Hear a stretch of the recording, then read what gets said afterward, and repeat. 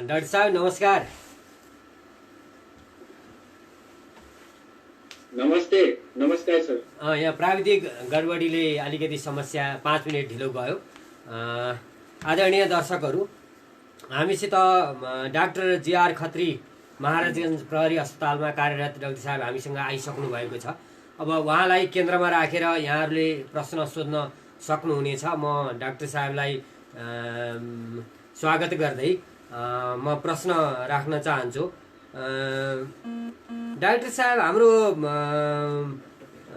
यहाँसित यो शान्ताराम अधिकारी सोध्नुहुन्छ, यो हाम्रो बोर्डरको अवस्था कस्तो छ? सुरक्षार्थ खटिएका प्रहरीलाई पनि स्वास्थ्य परीक्षण र सुविधाको प्रबन्ध कसरी गरिएको छ भन्नुहुन्छ डाक्टर साहब। सर्वप्रथम सबैजनालाई कार्यक्रम हेरेर बसिरहनु भएका सबैजनालाई नमस्कार। म डाक्टर जीआर खत्री, म सशस्त्र प्रहरी अस्पतालमा कार्यरत छु। अब यो बोर्डरको कुरा गर्दाखेरि अहिले सशस्त्र प्रहरी भनेको जुन हाम्रो प्रहरी संगठन छ, सुरक्षा निकाय, सशस्त्र प्रहरी अहिले बोर्डरमा एकदमै खटिरहेको अवस्था छ बोर्डरको लागि। अनि जुन अब इन्डियामा यो कोरोना भाइरस महामारीको प्रकोप फैलिरहेको अवस्था छ र बिस्तारै कुनै स्टेटहरूमा बिस्तारै यो महामारी बिस्तारै खुकुलो हुने र स्टेटमा पनि यो लकडाउन खुकुलो हुने प्रायोजन बढिरहेको कारणले गर्दाखेरि बिस्तारै त्यहाँ हुने नेपालीहरूको आवत जावत संख्यामा बढिरहेको अवस्था छ। र त्यो बढिरहेको अवस्थामा सशस्त्र प्रहरी अथवा प्रहरी निकाय, नेपाल प्रहरी अथवा नेपाली सेना, जो पनि सुरक्षा निकायहरू हुनुहुन्छ, उहाँहरूले त्यो बोर्डरमा जति पनि हामीले क्वारेन्टाइन गरेर राख्ने क्वारेन्टाइन बिल्डिङहरू छ, उहाँहरूलाई भित्र सकभर त उनीहरूलाई आउन नै नदिने, नभएपछि पनि अब क्वारेन्टाइनमा त्यहीँ राखेर क्वारेन्टाइन गर्ने र त्यहीँबाट स्क्रिनिङ गरेर मात्रै बाहिर नेपाल भित्राउने जस्ता कार्यक्रमहरू भइरहेछ। र हेल्थ टेक्सको कुरा गऱ्यो भने त्यहाँ प्रत्येक अब बोर्डरहरूको नाकामा, प्रत्येक सीमा नाकाहरूमा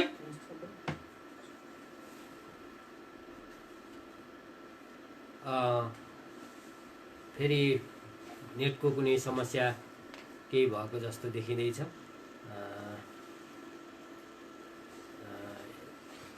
प्राविधिक साथीहरू फेरि एकचोटि डिस्कनेक्ट गरेर कनेक्ट गर्नु पर्ला। आदरणीय दर्शकवृन्द, प्राविधिक गडबडी आइराखेको छ।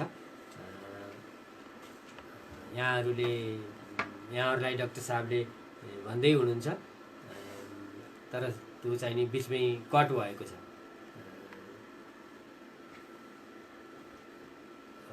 अमेरिकाबाट डाक्टर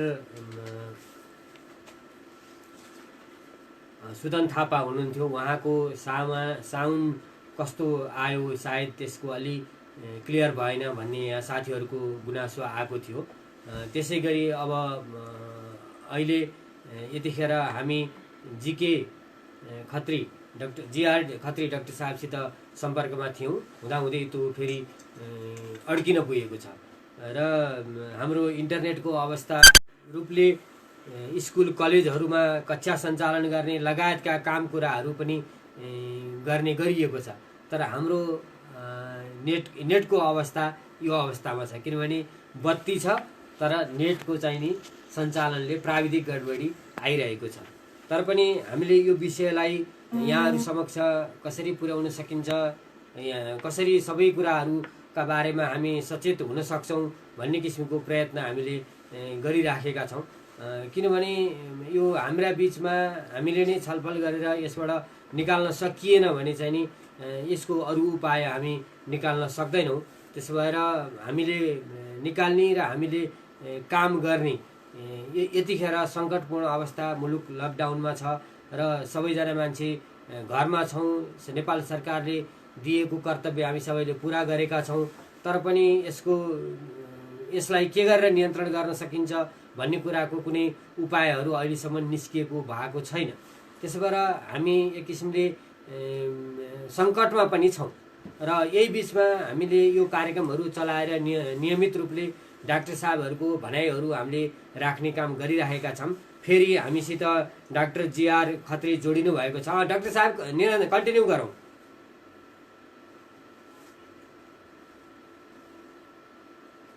डाक्टर साहब, हजुर डाक्टर साहब सुनिएको छ? अहिले मैले सुनिरहेको छु। भनौँ हामीले नि यता नि आवाज आएको छ डाक्टर साहब, राम्रो छ। अघि भनेको जस्तै अब सुरक्षा निकायहरू, सरकारका सुरक्षा निकायहरू सबै सशस्त्र प्रहरी, नेपाल प्रहरी अनि आर्मी सबैहरू बोर्डरमा स्पेसली सशस्त्र प्रहरी बलहरूको चिकित्सकहरू पनि उहाँ खटिनु भएको छ र उहाँहरूले हेल्थ डेस्कमा राखेर बोर्डरबाट भित्र आउने क्रममा सुरक्षादेखि लिएर प्लस सार्वजनिक जाँच, बेसिक प्राइमेरी जाँचहरू गर्न मात्रै भित्र्याउने गर्ने जस्ता कार्यक्रमहरू सशस्त्र प्रहरी बलबाट गरिरहेको। डाक्टर साहब, अब नेपालको परीक्षणको अवस्था कस्तो छ र अहिलेसम्म कति कोभिड-19 को परीक्षण गरियो र यो हाम्रो गरेको परीक्षण सन्तोषजनक छ भन्ने छ केशव उपाध्यायको प्रश्न। अहिले परीक्षणको हिसाबमा अब विभिन्न नेपाल सरकारले तोकेका सबै कोरोना अस्पतालहरूमा पिसिआर जाँचबाट र ऱ्यापिड डायग्नोस्टिक टेस्ट र पिसिआर दुवै टेस्टबाट जाँच गर्ने कार्यक्रमहरू भइरहेको छ। अहिले पनि भर्खरै अस्तिबाट कर्णाली स्वास्थ्य विज्ञान प्रतिष्ठानबाट पनि यो PCR RDT test, PCR RDT र पिसिआर टेस्टको सञ्चालन भएको छ। त्यस कारणले गर्दाखेरि प्रत्येक प्रादेशिक अस्पतालहरू, कोरोना अस्पतालहरू भनेर जुन तोकिएका अस्पतालहरू र अहिले नयाँ जुन ठाउँमा बढी प्रकोपहरू भइरहेको अवस्थामा नयाँ इस्टाब्लिस गरेका अस्पतालहरूमा पनि यो पिसिआर र टेस्टहरूको कार्यक्रम सञ्चालन भएको कारणले गर्दाखेरि अहिले यो कोभिड-19 को सङ्क्रमण अब हामीले सुरुदेखि नै टेस्टिङ र स्क्रिनिङ र टेस्टिङ नै यो मेन कोभिड-19 को सङ्क्रमणबाट बस्न यो महत्त्वपूर्ण उपाय हो भन्ने कुरालाई मध्यनजर गरिसकेपछि सबै ठाउँहरूमा टेस्टिङ र स्क्रिनिङलाई जोड दिएको छ र सबै ठाउँहरूमा स्क्रिनिङ भएको कारणले गर्दाखेरि नै अहिले नयाँ केसहरू पनि त्यसरी नै हामीले स्क्रिनिङ आउट गरेर भएको नयाँ केसहरू पनि नेटको फेरि समस्या आएको छ। डाक्टर साहब सुनिएको छ? फेरि प्राविधिक साथीहरूलाई यो फेरि हेर्न अनुरोध गर्दछु। दर्शकहरू प्राविधिक रूपले आउने समस्या हाम्रा उसमा हाम्रो नियन्त्रणभन्दा बाहिर छन्, तर पनि हामीले निरन्तर प्रयास गरेका छौँ र यो कोभिड-19 का बारेमा हामीले कसरी सुसूचित गर्न सकिन्छ भन्ने कुरालाई हामीले प्रयास गरिरहेका छौँ। यो प्रयासमा यहाँहरूले नि अमूल्य प्रश्न सोधेर डाक्टर साहबहरूलाई एउटा त्यस विषयकोमा प्रश्न पार्ने अवसरहरू समय समयमा दिइराख्नु भएको छ। त्यसै गरी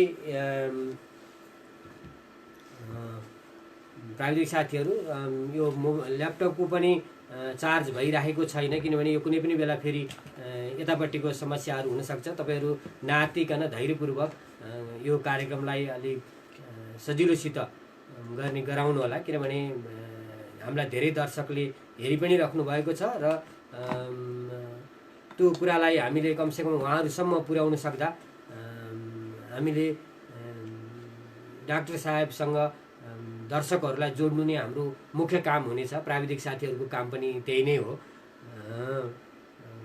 यतिखेर हामीले दोस्रो डाक्टर साहेब जो जीआर खत्रीसित संवाद गर्दा गर्दै फेरि नेटको चाहिँ नि समस्या आएको छ। सायद यतापट्टिको हाम्रो तर्फको भन्दा नि उता डाक्टर साहेबकोमा कुनै प्राविधिक गडबडी भएको जस्तो हामीले देखेका छौँ। म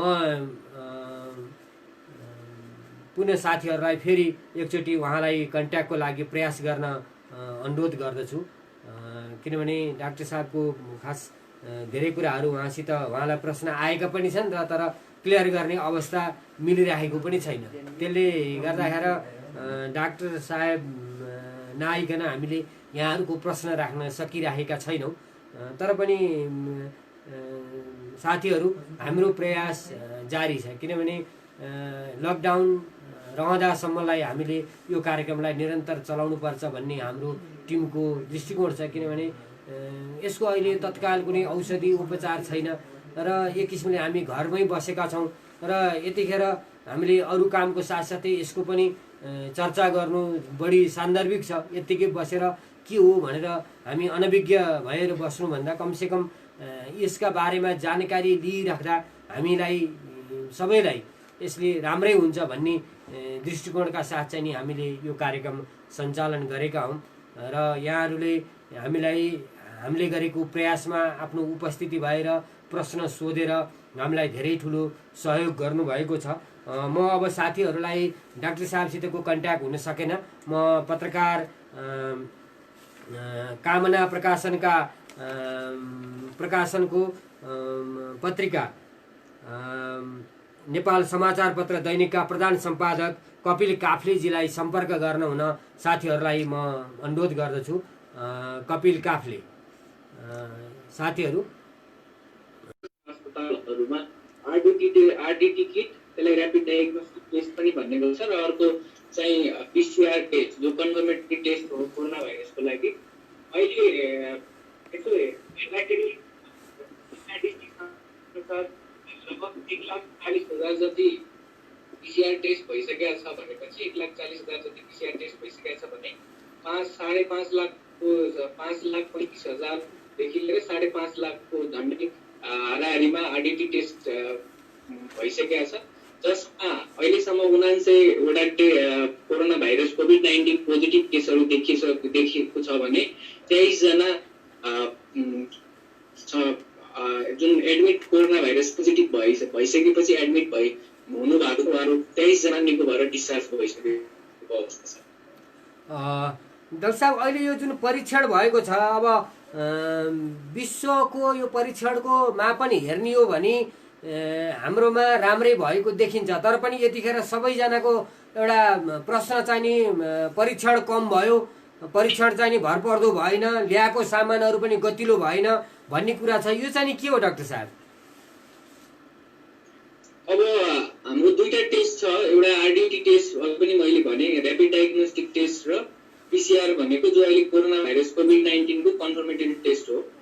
अहिले आरडीटी टेस्टलाई अलि रिलायबल, त्यसको सेन्सिटिभिटी र स्पेसिफिसिटी भन्ने गर्छौँ हामी मेडिकल टर्ममा। अनि त्यो सेन्सिटिभ टेस्ट त सेन्सिटिभ छ, तर त्यो भन्दा पनि स्पेसिफिक टेस्ट भनेको पीसीआर टेस्ट भन्ने भएको कारणले गर्दाखेरि अहिले सबै टेस्टमा हामीले टेस्ट गरेका टेस्टहरूमा पनि स्क्रिनिङ गर्दा पनि कुनै टेस्टहरू फल्स नेगेटिभ आइदिने, फल्स नेगेटिभ आयो भनेपछि पनि नयाँ मान्छे ट्रिटमेन्ट भएर ठिक भएर गइसकेपछि पनि फेरि पोजिटिभ देखा पर्ने जस्ता समस्याहरू देखा परेको छ। अब यो गुणस्तरको कुरा गऱ्यो भने अब टेस्ट हामीले मैले अघि भने जस्तै पीसीआर टेस्ट सबैलाई गर्न रिलायबल पनि हुँदैन। पहिला त स्क्रिनिङ एउटा बेसिक पहिला फर्स्ट स्टेपमा स्क्रिनिङ गरिसकेपछि मात्रै हामीले पीसीआर टेस्टबाट कन्फर्मेटरी गर्ने हो। अनि कन्फर्मेटरी गर्नको लागि पहिला हामी टेस्ट गर्छौँ, स्क्रिनिङ टेस्टको लागि चाहिँ हामीले आरडीटी टेस्ट गर्ने गरिरहेको छ। अब डाक्टर साहब, हाम्रो समय पनि भयो। अब अन्तिममा डाक्टर साहबले केही भन्न छ? अब अन्तिममा महामारीको रूपमा फैलिरहेको कोरोना भाइरसबाट बस्नको लागि सबभन्दा दुईटा मुख्य कुरा, हातको सरसफाइ र श्वास प्रश्वासको सरसफाइ। भनेको हातको सरसफाइ भनेको नियमित रूपमा हात सफा गर्ने, यदि देखिने फोहोरहरू छ हातमा भनेपछि साबुन पानीले हात धुने, देखिने फोहोर छैन भनेपछि अल्कोहल बेस्ड सेनिटाइजरहरू उपलब्ध छ, त्यसबाट हामीले हातको सफाइ गर्ने। त्यसै गरी मास्क लगाउने, यदि सकिन्छ भने 1 मिटर कुनै पनि अर्को व्यक्तिसँग कुरा गर्दाखेरि 1 मिटरको डिस्टेन्स दूरीलाई कायम राख्ने र हामी घरैमा बस्ने, सबभर अनावश्यक हिडडुलहरू नगर्ने, घरमै बसेर हामीले पोजिटिभ मोटिभेसनका साथ घरमै बस्ने अनि शारीरिक व्यायाम, फिजिकल एक्सर्साइजहरू गर्ने, र स्वस्थ खानेकुराहरू खाने अनि जस्ता कुराहरू अपनाउनुहोस्। सबैले यो एउटा कलेक्टिभ इफोर्ट हो, एक्लैले मात्रै भन्दा पनि एउटा कलेक्टिभ इफोर्ट हो। कलेक्टिभ इफोर्ट भएको कारणले गर्दाखेरि एउटा सिङ्गल डक्टरले मात्रै नभएर अनि बिरामी भएको पेसेन्टले मात्रै नभएर भन्दा पनि एउटा देशले नै आफ्नो एउटा डिसिप्लिनरी एक्सन देखाउनु पर्ने कुरा बेला भएको कारणले गर्दाखेरि सबैजना सतर्क हौँ, सबैजना सचेत हौँ। स्ट्रेस हुन जरुरी छैन, स्ट्रेस लिएर केही फाइदा पनि छैन र सबैजना सचेत भएर यो भाइरसको अगेन्स्टमा जति पनि गतिविधिहरू छ, गभर्मेन्टका पोलिसीहरू छन्, जति पनि गभर्मेन्टबाट हुने गरेका निर्देशनहरू छन्, त्यसलाई हामीले पालना गरौँ र कोभिड-19लाई नेपाल र विश्वबाट उन्मूलन गरौँ भन्नु। डाक्टर साहब, एउटा प्रश्न यहाँलाई अन्तिममा सोधेर म यहाँलाई बिदा गर्छु। रमेश दुलाल सोध्नुहुन्छ, नेपाल र विदेशको लक्षणहरूमा केही भिन्नता छ यो कोभिड-19मा भन्नुहुन्छ? अब यो कोभिड-19 निकै कोरोना भाइरस समूहमा एउटा ठुलो समूहभित्रको भाइरस कोभिड-19 डिजिज हो। कोरोना भाइरस अन्तर्गतको योभन्दा अगाडि पनि दुईटा भाइरसहरू, यो भाइरसबाट कोरोना भाइरसबाट हुने रोगहरू जस्तै मिडल इस्ट रेस्पिरेटरी सिन्ड्रोम र सिभियर एक्युट रेस्पिरेटरी सिन्ड्रोम भन्ने दुईटा रोगहरू जो महामारीको रूपमा फैलिसकेको अवस्था थियो 2002 र 2012 तिर। अनि यो भाइरस भनेको त्यहाँ हुने भाइरस र जो यो साइन्टिफिक रिसर्च र WHO ले गरेको रिसर्च अनुसार भाइरस भनेको कोरोना भाइरस नै हो। भाइरस भनेको एउटै फ्यामिली हो, एउटै परिवार, एउटै समूहभित्रकोबाट यो कोभिड-19 वुहान, चाइनाको वुहानमा जब यो महामारीको रूपमा फैलिन सुरु गर्यो, त्यसपछि पत्ता लागेको यो कोभिड-19 त्यही कोरोना भाइरसबाट भएको यो COVID-19 corona virus COVID-19 disease हो भन्ने पुष्टि भइसकेपछि एउटा नयाँ रोगको रूपमा सार्स र मिडल इस्ट रेस्पिरेटरी सिन्ड्रोमसँग सिमिलर हुने एउटै किसिमको लक्षणहरू देखिए, समाउ मिले 70% समाउ मिले पनि यो भाइरस नयाँ हो भन्ने हिसाबले नयाँ किसिमको रूपमा पत्ता लागेको भाइरस हो। र यो भाइरस अमेरिकामा हुने र नेपालमा हुने कोरोना भाइरसका भाइरसको प्रजाति र जुन लक्षणहरू, रोगका लक्षणहरू सबै एउटै किसिमका हुन्। यहाँ पनि मुख्य समस्याहरू भनेको ज्वरो आउने, श्वास प्रश्वासमा समस्या हुने, खोकी लाग्ने, लागे पनि खोकी, सुक्खा खोकी लाग्ने, अनि जिउहरू थकाइ हुने, त्यसपछि छाती दुख्ने जस्ता समस्याहरू, लक्षणहरू, बेसिक लक्षणहरू यो जता पनि त्यही हो। कहिलेकाहीँ के हुन्छ भने अब भाइरस शरीरमा भइसकेपछि पनि हामी यसलाई प्रिसिम्पटोमेटिक स्टेज भन्छौँ अथवा एसिम्पटोमेटिक स्टेज पनि भन्छौँ। त्यतिखेर शरीरमा भाइरस हुन्छ तर कोरोना भाइरसका लक्षणहरू नदेखिने अवस्था पनि हुन सक्छ।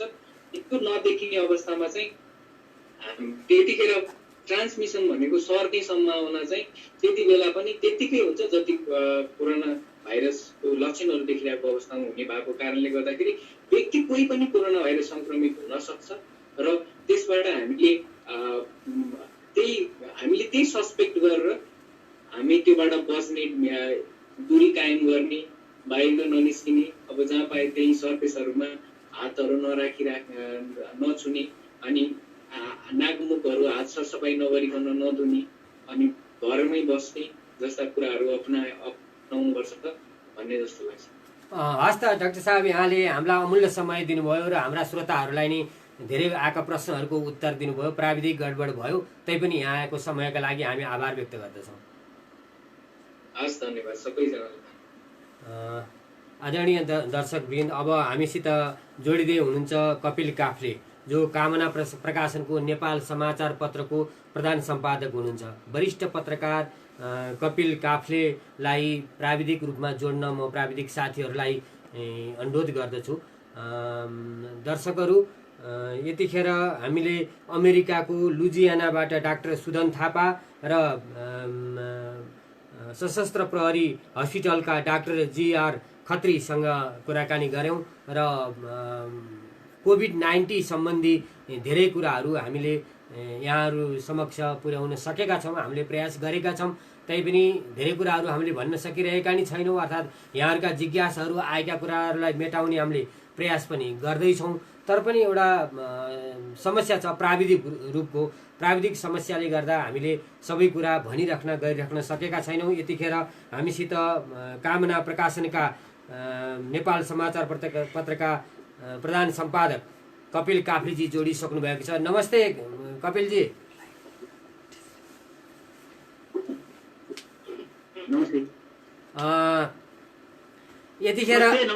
नमस्ते। यतिखेर यहाँ अफिसमै हुनुहुन्छ र यतिखेर धमाधम पत्रिकाको काम भइरहेको छ। यतिखेर डाक्टर नर्सहरू जति खतरामा बस्नु भएको छ त्यति नै पत्रकार साथीहरू बस्नु भएको छ र एउटा संस्थाको नेतृत्व गरिरहनु भएको यहाँको समस्याको बारेमा अलिकति केही कुरा राखेर अनि प्रश्नहरूतिर जाऊँ सम्पादकज्यू। ल यहाँलाई धन्यवाद। जति साथीहरूले सुन्नु भएको छ उहाँहरूलाई पनि अभिवादन भन्न चाहन्छु। यो हामीले अप्ठ्यारो स्थिति छ, आम नागरिकले अप्ठ्यारो भोगिरहँदाखेरि हामी मात्रैले अप्ठ्यारो नभोग्ने भन्ने कुरै छैन। अप्ठ्यारोको स्थिति छ। अप्ठ्यारो पनि कस्तो भनेदेखि ज्यानकै जोखिम हुने हदसम्मको अप्ठ्यारो। यद्यपि हाम्रो मुलुकमा कसैको ज्यान गएको छैन, यो आफ्नो ठाउँमा छ। तर के छ भने विश्वको आँकडाहरू हेर्दाखेरि हामीहरू त्रसित भइरहेका छौँ। मानसिक रूपले असहज परिस्थिति छ, सबैतिर त्यो छ। अब जहाँसम्म रिपोर्टिङ गर्न जो साथीहरू फिल्डमा बढी हिँड्नुहुन्छ उहाँहरूलाई बढी जोखिम छ। तर हामीले के गरेका छौँ भनेदेखि सकभर चाहिँ जसरी तपाईँ र म अहिले कनेक्टेड भइरहेछौँ यस्ता विधिहरू पछिल्ला समयमा छन्। अहिले अब नेपालीहरू विश्वको विभिन्न कुना कुनामा पुगिरहेको सन्दर्भ छ। यता कोही कसैका बाबामा यता, कसैका बाबामा उता, छोराछोरी यताउता, यस्तो गरिरहेको अवस्था छ। यसरी पर्दाखेरि एउटा कम्युनिकेसनले चाहिँ यो पछिल्लो वरदान नै भन्नुपर्छ कम्युनिकेसनमा आएको प्रगति। हाम्रो मुलुक गरिब भएर पनि हाम्रो मुलुक अलिकति पछाडि परेको भनिए तापनि यो कम्युनिकेसनको कुराले चाहिँ हामीहरू एउटा विकसित मुलुकको जस्तै गरिकन हामीले सुविधाहरू लिइरहेको अवस्था हो, जसले गर्दाखेरि बाहिर भएका आफन्तहरूसँग सम्पर्क गर्न सकिया छ। अब यो पीडा हुँदा, दुःख हुँदा, अप्ठ्यारो पर्दा एक आपसमा नजिकै बस्ने, जसलाई अङ्ग्रेजीमा इम्प्याथी हामीहरू भन्ने गर्छौँ। अब यो समानुभूति नेपालीमा भन्दाखेरि सहानुभूति होइन समानुभूति, यो गर्ने एक आपसमा चाहिँ भन्ने जुन कुरो छ अहिले चाहिँ समानुभूतिको माध्यम भनेको यही कम्युनिकेसन भएको छ। फिजिकल्ली हामीहरू नजिकै आउन सक्ने अवस्था छैन। त कसैलाई तातो पानी तताएर आफन्तलाई दिने अवस्था छैन। ओहो कति ज्वरो आएछ भनेर सार्ने सुमसुम्याउने अवस्था अहिले छैन। अहिले केवल यसै गरी फोनमा वचनले बोलीले चाहिँ नजिकिने अवस्था छ। त्यो कुरालाई ख्याल गर्दै हामी पत्रकारहरूले पनि चाहिँ टाढा रहेका व्यक्तिहरूसँग पनि अन्तर्वार्ताहरू गर्नु पर्यो, रिपोर्टिङहरू गर्नु पर्यो भनेदेखि हामीले यस्तै दूर प्रविधि नै प्रयोग गरिरहेका छौँ।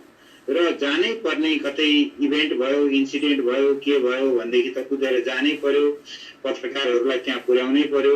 त्यो कामहरू हामीले गरिरहेछौँ। र अहिलेको सन्दर्भमा चाहिँ सबैभन्दा अनलाइनको माध्यम, अनलाइन न्युज पोर्टल हामीहरू जसलाई भन्छौँ त्यसलाई हामीले बहुत एक्टिभ बनाएका छौँ र एकदमै धेरै त्यसको सर्कुलेसन पनि, त्यसको चाहिँ माइलेज सर्कुलेसन भन्नाले माइलेज धेरैले हेर्ने त्यो अवस्था छ। तर अखबार पनि हामीले चलाइरहेछौँ, तर अखबार पातलो भएको छ। अखबार चाहिँ धेरै ठाउँमा पुर्याउन सकिएको छैन र अडियन्सहरूले, पाठकहरूले पनि यो हाम्रो मर्का बुझ्नु भएको छ र उहाँहरूले पनि अनलाइनमा त्यसको डिजिटल भर्सन, ई पेपर भनेर हामी भन्छौँ, त्यसको डिजिटल भर्सन, डिजिटल डिजाइन हेरेर चित्त बुझाइदिइरहनु भएको छ। पाठकहरू बुझकी हुनुहुन्छ, जसले गर्दाखेरि हामी म्याक्सिमम घटाउनसम्म मिल्नेसम्मको अवस्था घटाएका छौँ। र यो सन्दर्भमा आज अब बुद्ध जयन्तीको पनि सन्दर्भ, आज चाहिँ राज्यले अलिकति दीपावलीहरू पनि गर्ने र त्यस पछाडि फ्रन्ट लाइनमा रहेका व्यक्तिहरूको अलिकति उहाँहरूप्रति श्रद्धा व्यक्त गर्ने भन्ने कुरो छ। वास्तवमा अहिलेको सबैभन्दा ठुलो रिस्कमा रहेको जोखिममा रहेको हामी पत्रकारहरू त विभिन्न तरिकाले अलिकति बच्दै पनि हिँडिरहेका छौँ। तर एकदमै अप्ठ्यारो परिस्थिति भनेको चिकित्सकहरूको, डाक्टरहरूको, नर्सहरूको, स्वास्थ्य कर्मीहरूको उहाँहरूको भल्नरेबिलिटी 1 नम्बरमा छ। त त्यस पछाडि प्रहरी सुरक्षा कर्मीहरू अहिले सशस्त्र प्रहरी बोर्डरमा छ। अहिले हाम्रो बोर्डर इन्डियासँगको सिमानाको कुरा गर्दाखेरि साह्रै हामीहरू चाहिँ अब बोर्डरमै गाउँ छ, बोर्डरमा मान्छेका घरहरू गोठेता त घर उताहरू छन्, त्यस्तो ठाउँहरूमा उहाँहरूले सशस्त्र प्रहरीहरू सुरक्षाकर्मीहरूले बाटोमा पनि प्रहरीहरूले यस्तो चाहिँ जोखिम मोली फिल्डमै गएर चाहिँ विभिन्न असजिलो धुवा धुलो त अहिले छैन, तर त्योभन्दा ठुला समस्याहरू छन्। जस्तो भनौँ कोही मान्छे नजिकै आयो भनेदेखि हुनसक्छ एक किसिमको मानसिक त्रास व्यापक रूपमा भएको अवस्था हो र समस्याहरू छ। आम पाठकले जनताले भनौँ, जनता भने नेताले बोले जस्तो सुनिन्छ, यो उहाँहरूले भोग्ने समस्या हामीले पनि भोगिरहेछौँ। अब यहाँलाई उद्धव लोहनी चितवनबाट सोध्नुहुन्छ, पछिल्लो लकडाउन संक्रमणको नियन्त्रण सरकार केन्द्रित हुनुभन्दा पनि पार्टीको आन्तरिक द्वन्द्वमा सरकार रहेको भन्ने जनगुनासो छ। हजुरको यसमा के भनाइ छ? एकदम तपाईले जे भन्नुभयो नि, यो वास्तवमा अब मलाई भन्नुहुन्छ भनेदेखि हामीले त एडिटोरियल पनि यही विषयमा लेखेका छौँ र हाम्रो यो लेखहरू पनि आलेखहरू पनि यो विषयमा आउँदाखेरि एउटा सामान्य लेखलाई 3000 व्यक्तिले शेयर गर्नु भनेको मतलब आफैमा चाहिँ ठुलो एउटा धेरैले रुचाएको भन्ने कुरो हो क्या। यही विषयको हामी लकडाउन नगरौँ, अब हामी के गरौँ भने कोरोनासँग त्यो एक किसिमको कन्फेस गर्दै अगाडि बढौँ भन्ने खालको आशयको लेख थियो। त्यति धेरैले न्युज अफ नेपालमा यहाँले हेर्नुभयो भनेदेखि त्यो आर्टिकल देख्न सक्नुहुन्छ। मेरो मित्रको नाम छ त्यसमा, लक्ष्मण अधिकारीजीले लेख्नु भएको छ।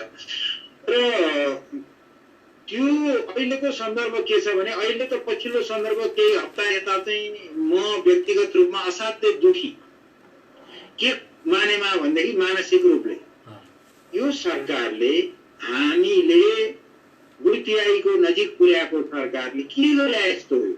अहिले के कुरामा ध्यान दिनुपर्ने बेला हो।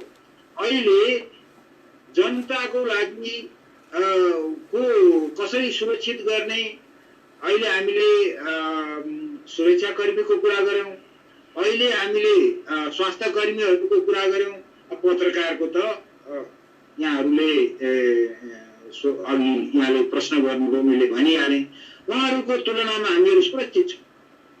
त यस्तो बेलामा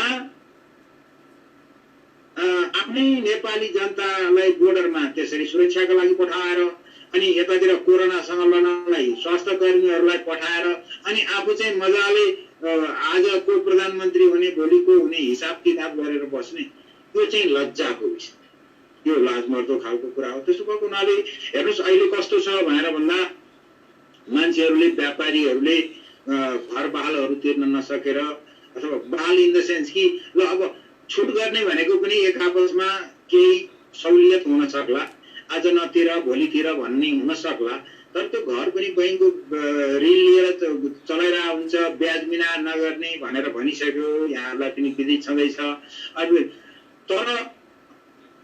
तर पनि यसो हुँदा हुँदै पनि कसैको त भर्खर व्यापार सुरु गरेको हुँदो रहेछ, त्यस्तो देखियो। अनि त्यो हिजोको एउटा रिपोर्ट थियो, त्यो चाहिँ 25 वर्षका कति वर्षका मान्छेले चाहिँ सुसाइड गरे, पोइजन खाए, आफूलाई अन्त्य गरे। अब एउटा रेस्टुरेन्ट चलाइरहेका छन्, 70-72 कति हजार तिर्दा रहेछन् महिनाको। अब त्यो त्यत्रो पैसा कसरी तिरुन्, भर्खरै भयभरको पुँजी लगाएको बुढा बाआमा रहेछन्। अब तिनले चाहिँ आफूलाई देखेनन्, आफूलाई चाहिँ बाँच्ने आधार, आफूलाई चाहिँ अगाडि बढ्न सक्ने ठाउँ देखेनन् र उनले चाहिँ आफूलाई समाप्त गरे। एकजना भनार नेपालीले आफूलाई अन्त्य गरे। र यस्तो परिस्थिति भइरहेछ। यस्तो परिस्थितिको बेलामा राज्यले पछिल्लो समयमा साह्रै त्रुटि गरिरहेको छ, गरेको देखियो। केही हप्ता यता चाहिँ मैले भनिहालेँ, म साह्रै निराश छु र यहाँले भनेको कुरामा म एकदम सहमत छु। तर हामीले गर्नु के पर्छ भने हामीबाट पनि अलिअलि त्रुटि चाहिँ कहाँनिर भएको म देख्छु अहिलेको सन्दर्भमा भने वर्षा वीरगञ्जतिरको भन्नुहोस् अथवा चाहिँ नेपालगञ्जको घटनाहरू भन्नुहोस्, यो कोही के देखिया छ भनेर भन्दा अब अहिले कसैलाई रोग लाग्यो भने संक्रमण भयो भनेदेखि राज्यले नै राज्यकै खर्चमा, राज्यको खर्च भनेको तपाईँहरूको खर्च हो, त्यो खर्चमा नै टेस्टिङ गर्ने, ट्रेसिङ गर्ने कामहरू गरिरहेछ।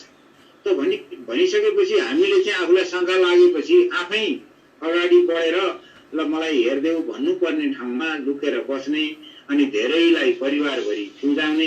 यद्यपि हाम्रो एउटा सौभाग्य भन्नुपर्छ, हामी कहाँ चाहिँ संक्रमण भएका व्यक्तिहरू पनि हेर्दाखेरि संक्रमण भए जस्ता छैन भनेपछि सबै नर्मल कामहरू गर्ने। हुनसक्छ मलाई लागिरहेछ कि हुनसक्छ तपाईँलाई लागिरहेछ कि, तर हामी जे दैनिक रूपमा जे गर्ने सबै काम गरिरहेछ। अब तर के छ भने यस्तो अवस्थामा पनि यदि हाम्रो यो एक किसिमको रोग प्रतिरोधात्मक शक्ति बलियो छ र हामीहरूलाई केही नभए तापनि हामीले अरूलाई चाहिँ यसलाई हामी ट्रान्जिटको काम चाहिँ यो वाहकको काम चाहिँ हामी गर्न सक्दा रहेछौँ, अर्को मान्छेलाई अप्ठ्यारो पार्न सक्दा रहेछौँ हामीहरूले। त त्यसो भएको हुनाले अहिले चाहिँ सोसल डिस्टेन्स भनेर भनेको छ, त्यो भनेको फिजिकल डिस्टेन्स हो। त्यो फिजिकल डिस्टेन्स मेन्टेन गर्दै अफिस जाने, उत्पादन जाने, खेतीपाती गर्नु छ कि, पशु चराउनु छ कि, घाँस काट्नु छ कि, गोबर सोर्नु छ कि, अथवा चाहिँ टेबलमा बसेर कम्प्युटर चलाउनु छ त्यो गर्ने। तर अब यसरी हातै बाँधेर बसेर यो पुजिने जस्तो अवस्था गरेर चाहिँ हुँदैन। यो कुरामा चाहिँ हामी ख्याल गर्नुपर्छ भन्ने लाग्छ। हामी आफै पनि अलिकति ठाउँ ठाउँमा हामीले त्रुटि गरेकै छौँ र यो फेरि के छ भनेदेखि यो कुरा नबुझेर कोही मान्छे अलिकति डिस्टेन्स मेन्टेन गर्दै बाटामा हिँडिरहेछ अनि कसैले चाहिँ प्रहरीहरू आएको तपाईँ किन हिँडिरह्यो भने अर्थै छैन त्यसो भनेर। ओ काम छ हिँड्नु पर्यो नि त, 2-2 महिनासम्म नहिँडेर त्यसरी त हुँदैन। अर्को समस्या हुन्छ, मान्छे चाहिँ मानसिक रूपले डिप्रेस हुन्छ। अर्को प्रश्न यसैमा आएको छ, म सोधिहाल्छु। सिबी छेत्री प्रवेग सोध्नुहुन्छ, यो महामारीलाई नियन्त्रण लकडाउन लगातार गरिरहेको के अरे अवस्था छ। दीर्घकालीन रूपमा लकडाउन कायम रहँदा मानिसहरूको मनोविज्ञानमा असर पर्न सक्छ। लकडाउनलाई अल्पकालीन बनाउन कुनै अरू विकल्पहरू छन् कि भनेर सोध्छन् सिबी छेत्री प्रवेग। मलाई के लाग्छ भनेदेखि मित्र, मलाई के लाग्छ भनेदेखि यहाँले एकदम जुन चिन्ता गर्नुभयो मैले पनि वरिपरि त्यस्तो चिन्ता गरेको देखेको छु। धेरै व्यक्तिहरूले यो चाहिँ यसरी घरैमा बस्ने खालको, एक किसिमको बन्द अवस्थामा बस्ने खालको र क्वारेन्टिनको कुरामा गर्दाखेरि पनि सुरुमा 14 दिन भनेर भनियो, 21 दिनसम्म भनेर भनियो। यद्यपि अहिले 2-4वटा कन्फ्युजनहरू चाहिँ छन्। 2-4वटा कन्फ्युजनहरू के छन् भनेर भन्दा जसलाई चाहिँ अहिले रोग लागेको छैन भनेर डिस्चार्ज गरियो, त्यो मान्छे फेरि 1 हप्ता पछाडि आउँदाखेरि उसलाई चाहिँ संक्रमण भएको पाइयो। यस्तो अवस्थाहरू पनि छ। तर हामी कहाँ मात्रै यो अवस्था होइन, विश्वमा नि धेरै ठाउँहरूमा यस्ता खालका छन् भनेर विज्ञहरूले वीरगञ्जको डाक्टरको इन्टरभ्यू मैले पढिरहेको थिएँ। त्यहाँ नै हो 2 जनालाई अब विषय भइसक्यो भनेर विषयबाट गएको फेरि पछि देखियो। यद्यपि उहाँहरू चाहिँ तपाईँ हामी जस्तै सामान्य देखिनुहुन्छ। अब विकल्प भनेको चाहिँ के हो भनेर भन्दा यसरी चाहिँ लकडाउन गरेर थुप्रेर चाहिँ बस्नु हुँदैन।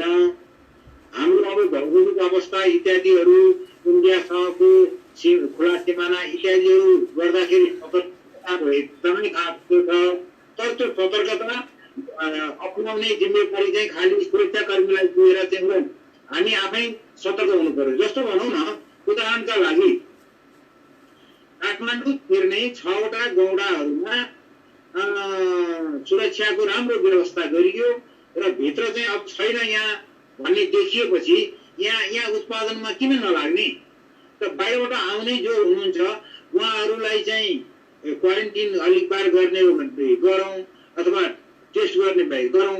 अब म स्वाभाविक रूपले सामान्य रूपले नै छु, मलाई टेस्ट गरिरहनु परेन, किनभने त्यो चाहिँ दुर्लभ नै छ हाम्रो लागि अहिले त्यो टेस्टिङ किट्सहरू। त्यो चाहिँ मेरो लागि किन खर्च गर्ने? मलाई कुनै सिम्टम्सहरू देखियो अथवा म चाहिँ कुनै अलि असहज महसुस गर्न थालेँ अथवा म बाहिर गएँ, कसैसँग त्यस्तो शङ्कास्पद व्यक्तिसँग सम्पर्कमा आएँ भने गर्ने। त भनिसकेपछि अहिलेको विकल्प भनेको काममा नै जाने भयो। काममा जाने, सतर्क रहने, तपाईँ हामी पनि सतर्क रहने, खालि सुरक्षाकर्मीहरूलाई मात्रै जिम्मेवारी दिने होइन, हामी पनि सतर्क रहने र गौडामा खास गरी अझ बढी सतर्क रहने। अब मेरो छिमेकी घरिघरि वीरगञ्ज गइरहनुहुन्छ भनेदेखि मैले चाहिँ उहाँबाट अलिकति डिस्टेन्स मेन्टेन गर्नु पर्यो। अहिलेको सन्दर्भमा वीरगञ्जको नाम लिएको, यसलाई अन्यथा नलिनु होला। अब नेपालगञ्ज गइरहनु भएको छ भनेदेखि मैले चाहिँ उहाँलाई सोध्नु पर्यो, त्यो 8 नम्बर वडामा चाहिँ यस्तो छ, तपाईँ 8 नम्बर वडामा बस्नुभयो अथवा भनेर मैले चाहिँ आफ्नो सतर्कता चाहिँ मैले अप्नाउनु पर्यो। सबैभन्दा चाहिँ धेरैले भनेको कुरो, हाम्रो अभिवादनको नमस्कारदेखि लिएर हाम्रो हक गर्ने अङ्कमाल कल्चर भएको मान्छे होइन हामीहरू। त त्यसो भएको हुनाले हामी डिस्टेन्स मेन्टेन गर्न सक्छौँ। फेरि हामी यसै पनि अलिकति के छ भने हामी चाहिँ क्वारेन्टाइन जस्तै हुन्छ।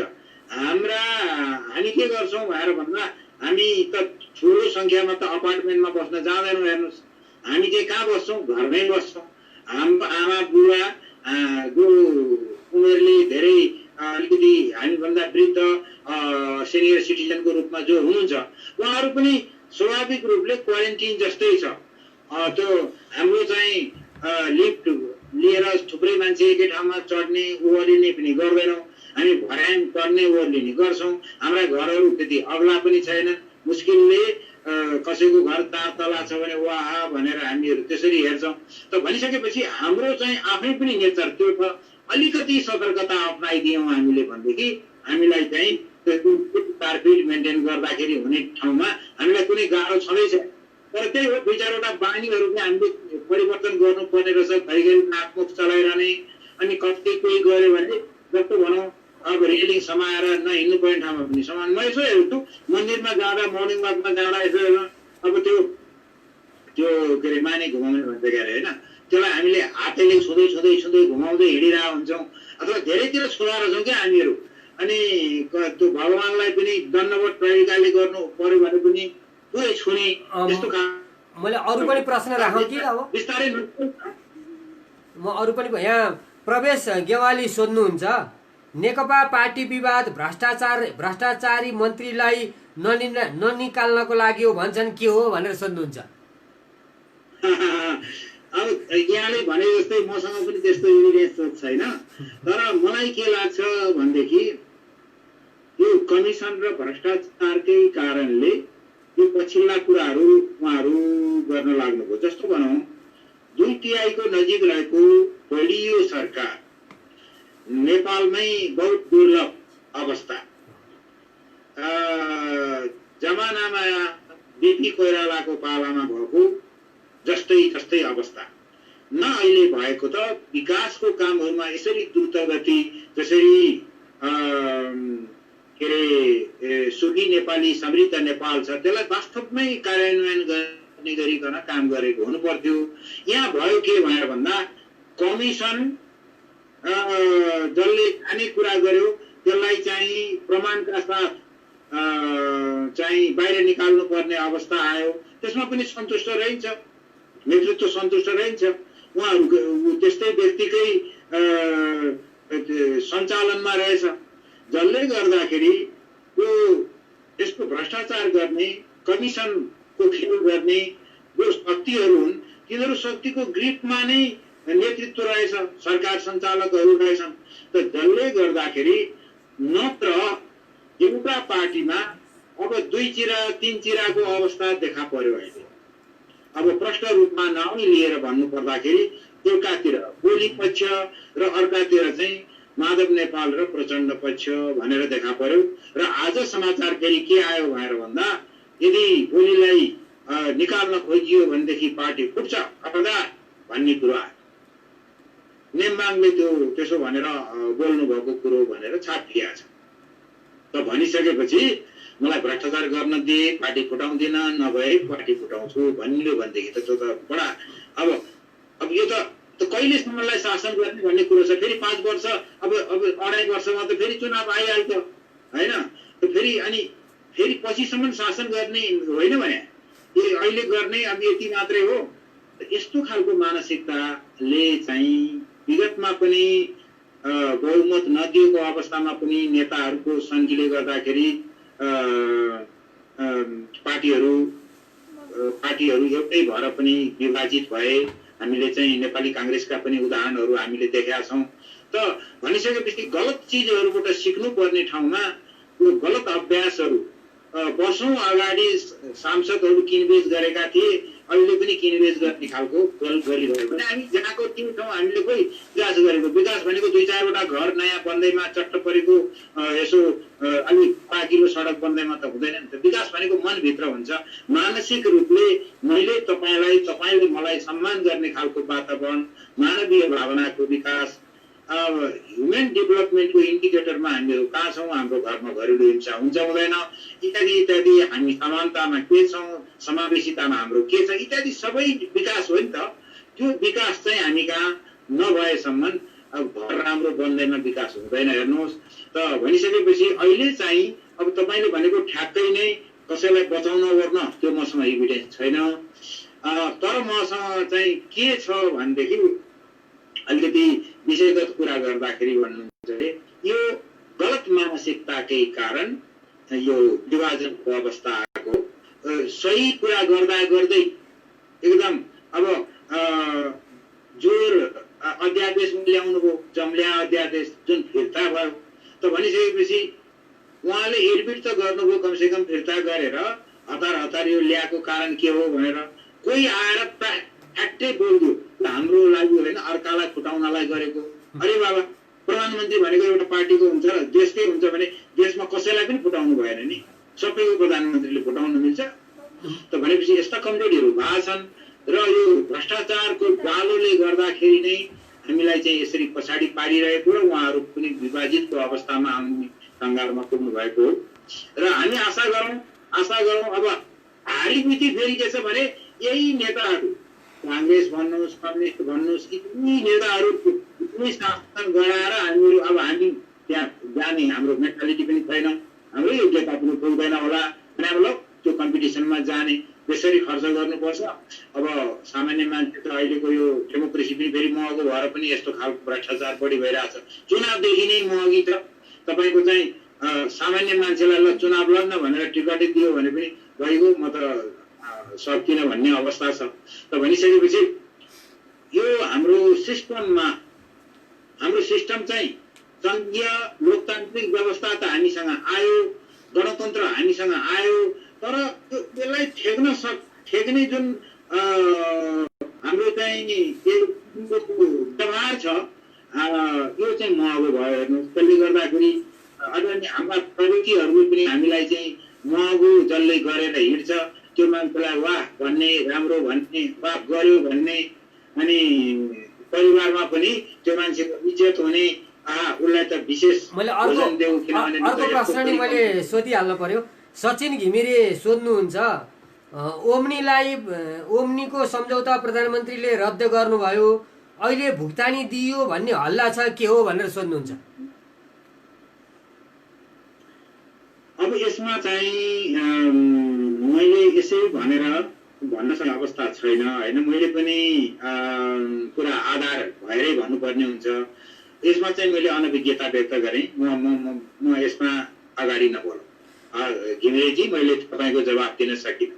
अब अर्को सिबी छेत्री प्रवेश सोध्नुहुन्छ, सरकारमा बसेका नेताहरूलाई कोरोना नियन्त्रणको चिन्ता भन्दा स्वार्थनिहित पदीय चिन्ता भएको पाइयो। पछिल्लो समयको राजनीतिक सङ्घार जस्तो देखिएको छ। यसका निम्ति हजुरले सरकार, राजनीतिक कर्मीहरूलाई कस्तो सल्लाह सुझाव दिनुहुन्छ? अब अब मैले यसको के अलिकति जवाफ चाहिँ अगाडि नै भनिसकेँ। म फेरि दोहोऱ्याउन के चाहन्छु, छोटकरीमा भन्छु। यदि अर्को पनि अब 2.5 वर्ष पछाडि जुन चुनाव आउँछ त्यो चुनावमा पनि जित्नु छ र वास्तवमै सुखी नेपाली समृद्ध नेपाल त्यतिकै भनेको होइन भन्ने देखाउनु छ भनेदेखि उहाँहरूले तत्कालै सुधार गर्नु पर्यो। कन्फेस आफूलाई चाहिँ यो कुरामा चाहिँ हाम्रो त्रुटि भयो भनेर अगाडि आउनु पर्यो र यस्तो व्यक्तिहरूको चङ्गुलमा बसिरहनु भएन कि जसले कमाइदिन्छन्, जसले चाहिँ त्यसको कमाएर प्रतिशत दिन्छन्, त्यस्ता व्यक्तिलाई पालेर बस्नु चाहिँ भएन। अब सत्तामा जाने क्रममा कसैले एउटा पार्टी नेपाली काङ्ग्रेस भन्यो होला, कसैले नेकपा भन्यो होला, हिजो एमाले भन्यो, माओवादी केन्द्र भन्यो, इत्यादि भन्दै आयो होला। तर मान्छेले हेर्ने भनेको चाहिँ हिजो जस्तो हेर्नुहोस्, एउटा प्रष्ट रूपमा मैले के देख्छु भने हिजो चाहिँ कम्युनिजम अथवा एउटा दर्शन, एउटा चाहिँ सोसियलिजम, अर्को एउटा दर्शन, यस्तो खालको कुराले अलिकति मान्छेहरूलाई यो दर्शनले गर्दाखेरि, विचारले गर्दाखेरि, समाजवाद भन्नुहोस्, साम्यवाद भन्नुहोस् अथवा पुँजीवाद भन्नुहोस्, यसले गर्दाखेरि मान्छेहरू चाहिँ यो दर्शनले त हामीलाई गाइड गर्छ, अगाडि बढाउँछ, त्यस कारणले यो दर्शनतिर लागौँ भन्ने थियो। अब मैले पछिल्लो समयमा चाहिँ दर्शनको कारणले मान्छे यता र उता लाग्नुपर्ने अवस्था म देख्दिनँ।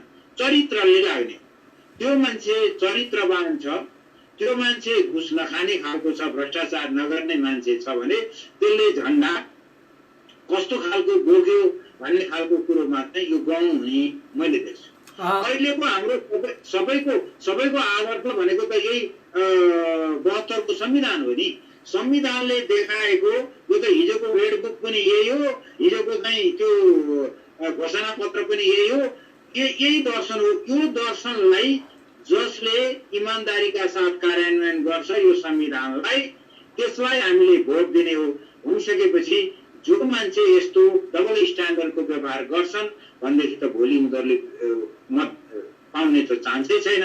त त्यसो भएको हुनाले चुनाव आउनु अगाडि नै राम्रो काम गरेर देखाउनुहोस्, सद्बुद्धि आओस्। महेश कार्की सोध्नुहुन्छ, नेकपा विवादको समाधानको उपाय के हुन सक्छ होला?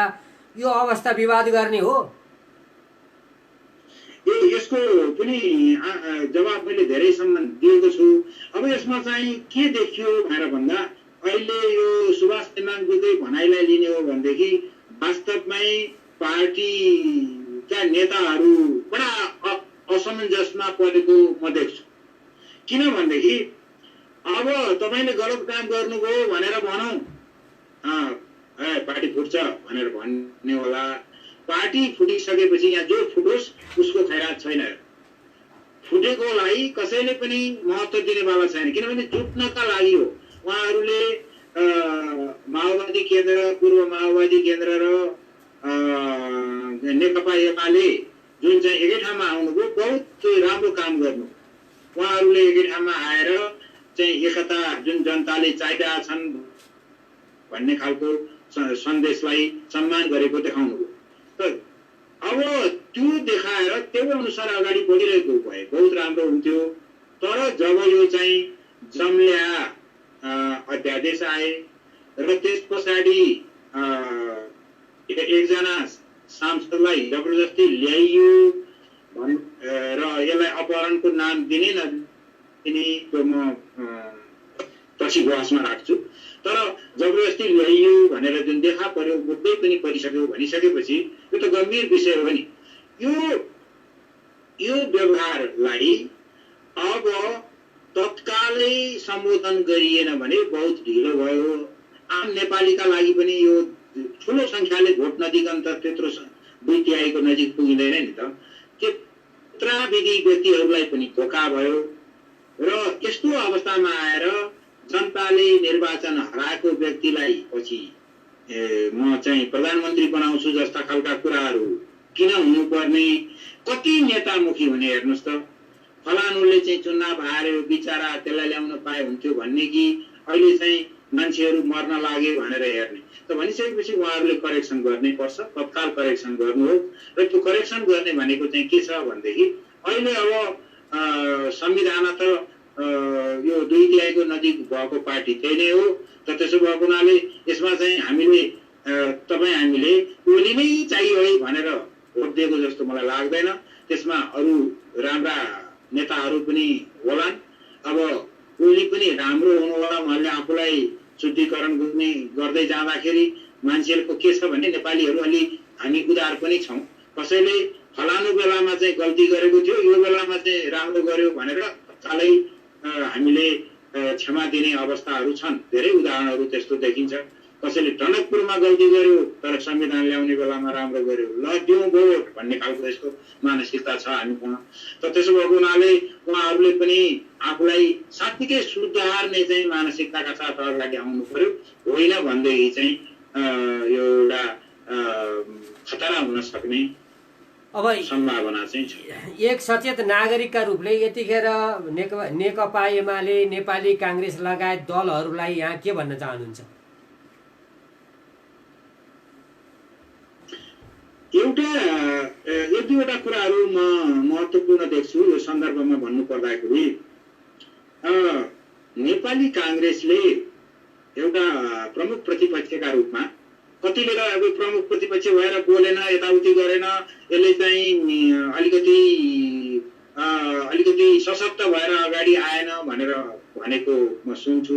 तर मलाई के लाग्छ भनेदेखि यसको चाहिँ लोकतान्त्रिक अभ्यास नै गर्नुपर्ने हुन्छ। लोकतान्त्रिक अभ्यास भनेको खालि मसल देखाउने, पाखुरा देखाउने, रेलिङ खोजी खोजी भाँच्ने होइन। त त्यसो भएको हुनाले त्यो दृष्टिकोणले मलाई नेपाली काङ्ग्रेसको प्रमुख प्रतिपक्षको जुन भूमिका छ त्यो भूमिका मलाई सराहनीय लाग्छ। यो चाहिँ एउटा लोकतान्त्रिक पार्टीले अरूलाई पनि उदाहरण दिनुपर्छ, बाटो देखाउनु पर्छ। अब नेपाली काङ्ग्रेसलाई भन्नुपर्दाखेरि अर्को चाहिँ के छ भने उहाँहरूले तत्कालै सुधार्नु भएन यो चिज भनेदेखि त्यहाँ पनि एउटा दुर्भाग्यपूर्ण अवस्था आउन सक्छ। त्यो भनेको के छ भनेर भन्दाखेरि त्यहाँ पनि नेतृत्व जुन छ, यो शेरबहादुरजीको जुन नेतृत्व छ त्यो उहाँले त लामै नेतृत्व गरिसक्नुभयो। प्रधानमन्त्री पनि धेरैचोटि भएको मान्छे हो। त उहाँले नै चलाउनु पर्छ भन्ने किन त्यस्तो सोचिराखिन्छ? जो मान्छेले धेरै लोकप्रियता हासिल गरिरहेको छ उहाँ नै आउनुपर्छ क्या नेतृत्वमा चाहिँ। नेतृत्वमा अहिले राम्रो कुरो हामीले सबैतिर प्रशंसै गर्नुपर्छ। हेर्नुहोस् अब छिमेकी देश भारतमा नरेन्द्र मोदीको नेतृत्व जुन छ त्यो नेतृत्व वास्तवमा चाहिँ त्यो पोलाइटनेस चाहिँ चाहिन्छ। त्यत्रो ठुलो देशमा तपाईँको लकडाउन त्यो रूपमा पनि अब पुरै रूपमा सक्सेस भयो भएन आफ्नो ठाउँमा होला। पुरै रूपमा हुने भनेको चाहिँ कति हो त्यो बडा गाह्रो पनि छ। एक किसिमको समर्पण खोज्दो रहेछ क्या मान्छे। यो एक किसिमको लोकतन्त्रमा नेतृत्व चाहिँ साँच्चै त्यागै चाहिने रहेछ। लोभ लालच अब त्यहाँ नेतृत्वमा जाने हो, मजाले लुड्याउने हो, कमाउने हो, मानसिकताले बहुत बर्बाद गर्दो हो। त त्यस कारणले नेपाली काङ्ग्रेस प्रमुख प्रतिपक्ष संघीय संसदको प्रमुख प्रतिपक्षलाई मैले भन्दाखेरि चाहिँ अब हुन त सानो मान्छे ठुलो मुख जस्तो हुन्छ। नेतृत्व जहाँसम्म छ, नेतृत्वमा रहेको जो व्यक्तित्व हुनुहुन्छ त्यसो भनेर रामचन्द्र पौडेल चाहिँ आउनुपर्छ भनेको पनि होइन। उहाँहरू जस्तो व्यक्ति मैले मात्रै नयाँ भनेको पनि होइन, यो अरूले नै भनेको कुरा हो। तर म सहमत छु त्यस कुरामा। केही व्यक्तिहरू चाहिँ अभिभावक बनेर बसिदिनुपर्छ र मजाले त्यसो भइसकेपछि के हुन्छ भनेदेखि त्यो नेतृत्वमा आउँछ उसले बढी बदमासी गर्न पनि सक्दैन, किनभने अभिभावकहरू त छन् भनेर। तर यहाँ चाहिँ त्यो अभिभावक पनि उही, तपाईँको चाहिँ यो न्याय गर्ने पनि उही र अनि कारबाही चलाउने पनि उही, इम्प्लिमेन्टेसन गर्ने पनि उही, शक्ति पृथकीकरण भन्छ नि त्यो नभए जस्तो भयो क्या पार्टीहरू। यो चाहिँ नेकपा भन्नुहोस् अथवा नेपाली काङ्ग्रेस भन्नुहोस्, यो समस्या छ। यो हाम्रो साझा नेपाली पहिचान हो कि क्या हो भने सबै पार्टीमा एउटै समस्या छ। यो मामलामा चाहिँ अलिकति अरूलाई अलि एक्टिभलाई अगाडि बढाउने, आफू चाहिँ अभिभावक बनेर बस्ने, यो कुरो चाहिँ दुईटै पार्टीले गर्नु आवश्यक छ। मैले दुईटा पार्टीलाई मात्रै किन भनिरहेको छु भनेदेखि मैले के देख्छु भनेदेखि हुन त अहिले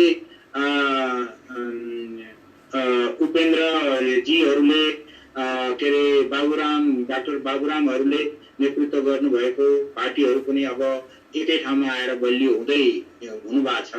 तर पनि मैले के देख्छु भनेर भन्दाखेरि हामी कहाँ चाहिँ अहिले कि ऊ आइदर अर भन्छ नि, त्यसको अवस्थामा चाहिँ नेकपा नेपाली कांग्रेस नै म देख्छु। त्यसो भएको हुनाले मैले धेरै कुराहरू यी नै फोकस गरेँ। यदि यी दुईटा ठुला पार्टीहरूले यही त्रुटि दोहोऱ्याइरहने हो भनेदेखि चाहिँ अर्को चुनावमा यी दुईटा भन्दा तेस्रो पार्टी सशक्त भएर आयो भने अन्यथा हुनेछ। अन्तिममा यहाँले अब किनभने आफ्नो मिडिया हाउस पनि चलाइराख्न परेको छ र यो कोभिड-19 को कहर पनि छ, यो दुईटामा रहेर केही कुरा भन्न चाहनुहुन्छ? अब सबैभन्दा त यो तपाईको जुन पहल छ रामचन्द्रजीको प्रयास, यो चाहिँ तपाईँ वास्तवमै क्रिएटिभ मान्छे हो। अब हामी धेरै घरै बसिरहेको हुन्छौँ, आफ्नो आफ्नो काम गरिरहेको हुन्छौँ। तपाईँले कति राम्रो काम गर्नुभयो। यो चाहिँ एक किसिमको मिडिया सञ्चालन गर्नुभयो तपाईँले। हुन त सोसल मिडिया हो, त्यसलाई मिडिया नै भन्ने हो, तर पनि मेन स्ट्रिम मिडियाको काम तपाईँले गर्नुभयो। यो चाहिँ अब गोत्राविधि प्रश्नहरू मलाई महानुभावहरूले गर्नुभयो, सबैप्रति म आभार व्यक्त गर्न चाहन्छु। यसरी एक आपसमा पुलको काम यहाँले गर्नुभयो र यो सन्दर्भमा चाहिँ हामीले यसै गरी एक आपसमा यो नत्र के हुन्छ भनेदेखि लकडाउनको बेलामा मान्छे डिप्रेसनमा जाने जस्तो अवस्थाहरू सिर्जना हुन्छ। त त्यसको हुनाले यस्ता खालका क्रिएटिभ काममा इन्गेज हुनु आवश्यक छ र यो यहाँले गराउनु भयो र म यहाँ तपाईँप्रति र अरू प्रश्नकर्ता कतिले सुनिरहनु भएको होला उहाँहरूप्रति आभार भन्न चाहन्छु। मलाई सम्झिनु भयो त्यसको लागि धेरै धन्यवाद। हजुरलाई नमस्कार, मैले बिदा गरेँ यहाँलाई। हस्। आदरणीय साथीहरू, नेपाल समाचार पत्रका प्रधान सम्पादक कपिल काफ्लेजीको कुरा पनि हामीले यहाँ सुन्यौँ। आज हामीले अमेरिका स्थित लुजियानामा रहनुभएको डाक्टर सुदन थापासँग कुराकानी गरियो। त्यसमा अलिकति प्राविधिक रूपले साउन्डको केही समस्या आएको भन्ने पनि यहाँ हामीलाई आएको छ। प्राविधिक रूपले हामीले त्यो कुरा पुरा गर्न कति सक्यौँ सकेनौँ यहाँहरू नै जज गर्नुहुनेछ। त्यसै गरी डाक्टर जीआर खत्री उहाँसित पनि दुईचोटि डिस्कनेक्ट हुँदै हामी जोडिने प्रयास गऱ्यौँ र त्यति राम्रोसित यहाँहरूका सबै प्रश्नहरू राख्न कति सकियो र कति उत्तर दिन सकियो त्यसको पनि यहाँहरूले मूल्याङ्कन समीक्षा गर्नु नै हुनेछ। त्यसै गरी नेपाल समाचार पत्रका प्रधान सम्पादक कपिल काफ्लेजीसितको कुरा पनि हामीले यहाँ राख्यौँ।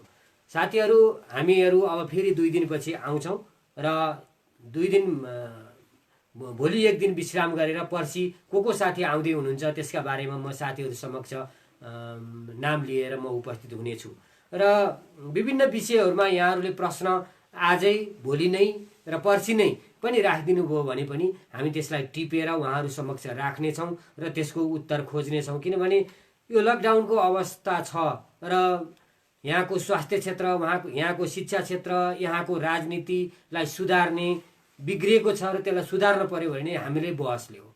त्यसो भएर जति पनि हामी काम गर्न सक्छौँ। यहाँ धेरै प्रश्नहरू आएको मैले सोध्न सकेको छैन, त्यो प्रश्न अब आउने कार्यक्रममा सोध्छु। आजलाई यति नै। नमस्कार, जय नेपाल।